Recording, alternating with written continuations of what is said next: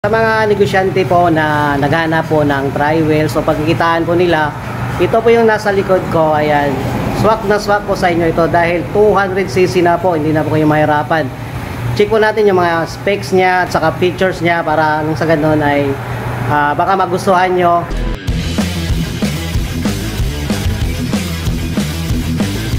Hi guys, good morning. Nandito po tayo sa Yamaha Mahasing Branch guys. So kung matangkad kayo na mas maganda, mas mabuti. So yung klaseng motor ito ay mag-align kayo. So guys, ayan na. Sumakay na tayo sa easy ride para makita ninyo kung gaano po ka haba or ilang. Ito po yung King Cab commuter ng Skygo 200cc. Ayan. So umpisahan po natin yung appearance po niya. Ayan. Tingnan nyo po. Napakaganda yung kulay green. Ayan. Ayan. Saka yung bubong niya ay naka-steel na po yan. Metal na po yan. Ayan. Hindi na po yan basta-basta na masisira dahil metal na. Dahil metal na yan. Ayan o. Check natin. Ayan o. Ayan o. Wow. Metal na siya. So hindi na kailangan maglagay pa ng trapal dyan. Naka-built-in na yung bubong na yan. Okay. Saka yan tingnan nyo po sa likod. Ayan. Kasya po dito apat na na passenger. Ayan po. Dito sa may left side at saka dito naman sa kabila yung right side. Ayan. So bali 8 po yung masakay dyan na na passenger. Ayan. At saka i-check po natin yung sa driver side. Ayan, ito yun Kasya-kasya po dito yung tatlo na passenger. Ayan. So sa gitna yung yung driver at yung sa kabilaan naman is yung passenger. At saka check natin yung sa loob, napakaganda. Ayan. Ayan, dito po tayo sa driver side So makita po natin dito yung manibela niya. Ayan. Ayan po. So komportable na po kayo nito dahil sa habang nagpatakbo kayo ay meron po kayong music. Ayan. Meron na po silang Bluetooth, meron na ring FM. Ayan po. Saungyang Mushi. Danya Mushi. So Bluetooth po 'yon. Ayan. At saka meron na rin tayong gear indicator para sakaling subida ay malalaman mo kung naka-primera o segunda po kayo. Saka take note guys, ito yung panel board niya. Ayan, meron na rin siyang fuel indicator, para makita natin kung meron ba tayong gasolina. Saka dito yung takbo natin, malalaman natin yan. Okay, saka dito naman sa side, dito po yung wiper. Ayan, yung wiper natin. Ayan Okay, yan po yung wiper natin. At saka ito naman po ay ito yung kunyari medyo mainit na po yung makina nyo, pwede natin ipapanda yung fan para lumamig yung makina natin. Ayan. So yung makina, yung fan na yan ay nandito po yan. Ayan po, para yung makina natin ay maintain po yung lamig at hindi tayo mag-overheat. Okay, so yan po. At saka yung mga function naman ng ilaw natin ay nandito sa right side natin. Meron tayong high and low beam. Ayan, yung signal natin tumutunog pa. Ayan. Pag nag left side signal kayo, ayan po ay tumutunog po yan. Ayan. Narinig nyo po ba? Ayan, tumutunog. Okay, saka makikita po dito yung signal natin. Ayan, at saka ito yung horn nya. Ayan po, nandyan. Sa kabilang side naman, nandito rin yung engine stop. At saka ito yung sa kabila naman nito ay ito yung ilaw na low at saka high. Okay. Saka dito naman po yung light natin. Ayan, umiilaw na siya. Ayan, okay.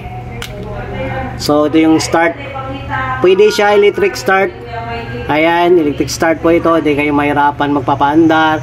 At syempre, ang maganda dito ay meron na tayong built-in USB. Ibig sabihin, habang nagda-drive kayo ay pwede na kayong mag-charge ng cellphone nyo. Ayan na po. So, built-in na po yan. Isaksak nyo lang po yung charging nyo yan at mag-charge yung cellphone nyo. Ayan. At saka dito rin makita natin yung side mirror natin. Center mirror pala ang tawag dito dahil ito na nandyan nga sa gitna natin. Ayan. Kita nyo po, ito meron siyang ilaw po.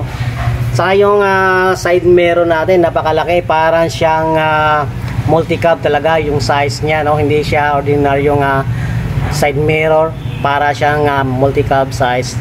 Sobrang laki niya. Kitang-kita yung sumasalubong mo sa likod. Ayan. Ayan o. Okay. Yan. May napansin lang ako dito sa loob guys, sa driver seat.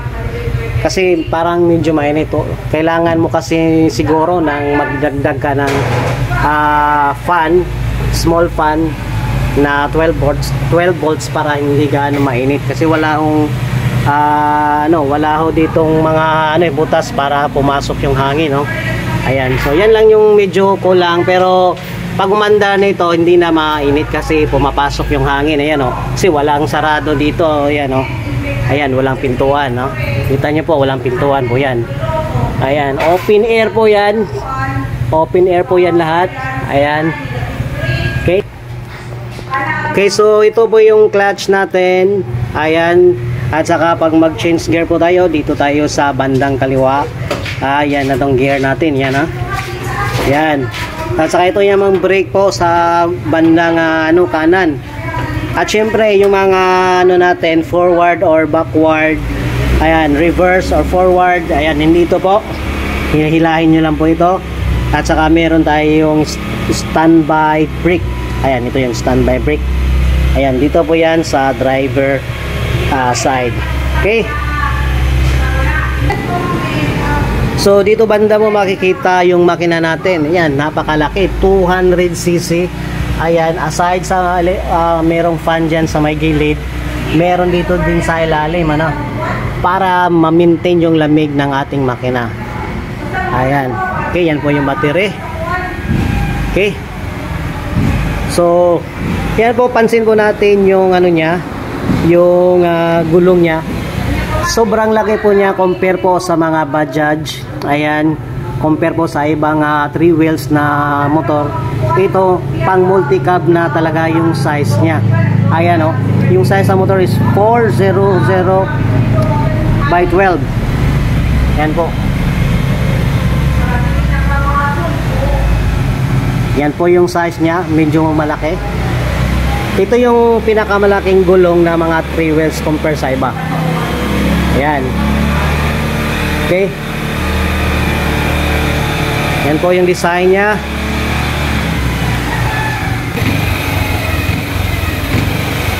Okay, ito yung gulong sa harap. Yan, malaki din. At saka dual shock na po siya. Yung ibang tri-wheels, isang shock lang. So ito, dual shock po siya. Ayan, tapos brake shoe po yung brake niya. Ayan. So merong mga butas dito para yung hangin pumapasok sa loob, para hindi mainit pala sa driver, no? Kasi pag umandar to, papasok yung hangin, so malamig doon sa loob. Saka yung headlight niya, ayan, glass. Ayan po, halogen, at saka meron siyang LED light dito. Tapos ito yung signal light niya. Ayan.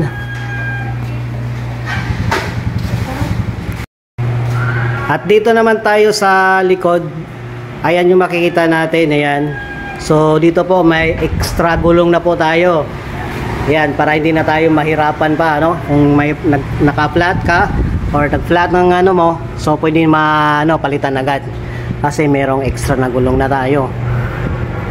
Ayan. So yan po. So diyan tinatago yung extra gulong natin. Ayan. Close natin. Yan po. So yan po yung mga ilaw niya. So yung ilaw niya meron na siyang protector, no? Para hindi po mabasag in case na ano kayo na napaatras kayo ng mabilisan. Ayan, at saka meron siyang damper sa likod, no? Para hindi dumiretso sa body ng ano natin, sasakyan natin. So yan po yung gulong niya. Ayan po yung ano niya, ilaw niya. So yan yung signal light, brake light. Ayan, ito yung permanent light. Ayan. Okay, so tingnan natin yung ilalim, yung chassis. Ayan. Ayan po.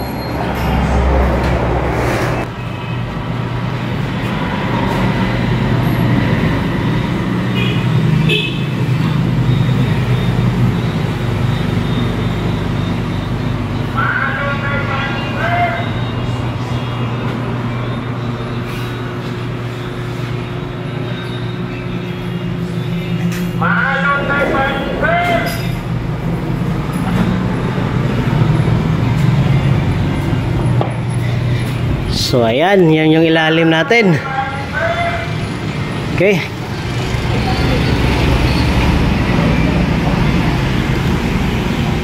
So dito po nakalagay yung makina natin. Dito sa my center sa body ng sasakyan. Ayan. So 200cc na po siya. Ayan, malakas na po ito. Kahit anong ikakarga mo ito, kayang-kaya na po ito magsubida. At syempre dito na tayo sa pinaka-last, yung pricing ng motor na ito. Commuter 200cc, ayan. So installment, down payment 7,000 lang. Monthly rebate, meron siyang 500. Registration 3 years. Warranty, 1 year warranty. Ayan, so cash price 180,000. So yan yung ano niya, installment price. Ayan, so kayang-kaya, no? Okay. Ayan, sa mga naghahanap po sa 200cc, ayan, or sa mga gusto pong kumuha ng 200cc na motor na tri-wheels, passenger type. Ayan, pwede po kayong mag-comment sa baba para makapag-apply po kayo. Kung saan kayo nakatira ay i-direct ko po kayo sa branch kung saan kayo nakatira. Ayan. So mag-message lang kung paano mag-apply para mabigyan ng information kung saan mag-apply.